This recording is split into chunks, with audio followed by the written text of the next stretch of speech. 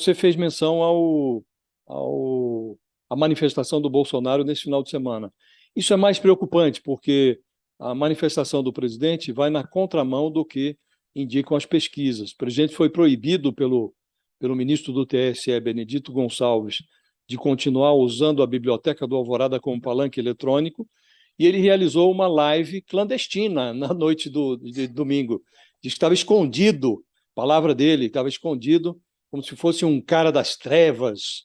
E nessa transmissão clandestina, porque ninguém sabe de onde foi feita, e o Palácio se recusou a divulgar, o presidente se comportou como um terrorista eleitoral. Há uma semana da eleição, ele voltou a insinuar que rejeitará qualquer resultado que não seja a sua vitória. O Bolsonaro se baseia em autocritérios para questionar o favoritismo do Lula, esse favoritismo que é Ô apontado nas Josias, pesquisas. a gente tem esse VT, vamos colocar, que eu acho que é Vamos, interessante. vamos. Vamos colocar então esse VT do presidente Jair Bolsonaro nessa live que não foi no Palácio, né? Não pode fazer no Palácio. E aí ele reclamou, inclusive, dessa decisão do Tribunal Superior Eleitoral, Verdade. falou que é estapafúrdia a decisão do TSE de proibir ele de fazer lives diárias lá no Palácio. Vamos assistir. Como é que pode o outro candidato, que segundo o Datafolha tem 40, 45%, pode ganhar no primeiro turno, não vai para a rua. Quando faz um movimento, é ponta-pume, tudo cercado. Quando você se circula do lado, a gente vê vídeo aí, tem lá 30, 40, 50 ou mais ônibus e de placa, né? Quem tem placa antiga, a gente vê que vem de municípios até distantes, e não junta ninguém. O que é democracia? Qual é o dia da festa da democracia? É o dia das eleições. Por outro lado, não tem povo na rua. Vai ganhar no primeiro turno? Eu acho difícil. Difícil não. Impossível. Impossível. Tá? E ponto final. Tá?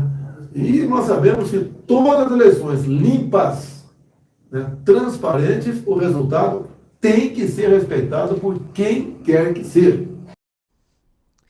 Impossível e ponto final, Josias. Esse trecho é especialmente preocupante, né?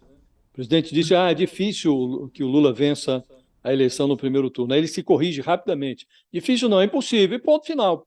Como se a palavra dele fosse a palavra definitiva. Não importa, então não vamos fazer mais eleição, porque não precisa nem aferir as urnas, se o Bolsonaro já se considera reeleito. E ele disse que o resultado tem que ser respeitado, mas aí faz aquela observação que ele vem fazendo sempre: é preciso que as urnas sejam limpas e transparentes, né? E aí insinua que o TSE não tem preocupação com a transparência eleitoral. O auto-engano que leva o Bolsonaro a supor que ele será reeleito, mesmo ralando aí nas pesquisas uma taxa de rejeição de mais de 50%, esse auto-engano o impede de distinguir a fantasia da realidade. E na política, um campo em que a dissimulação sempre desempenhou um papel muito relevante, o auto-engano é um perigo ainda maior, porque quando o enganador se auto-engana, aí ele perde o contato com o mundo real. O Bolsonaro pode odiar o Datafolha, pode odiar os institutos de pesquisa, o quanto ele quiser.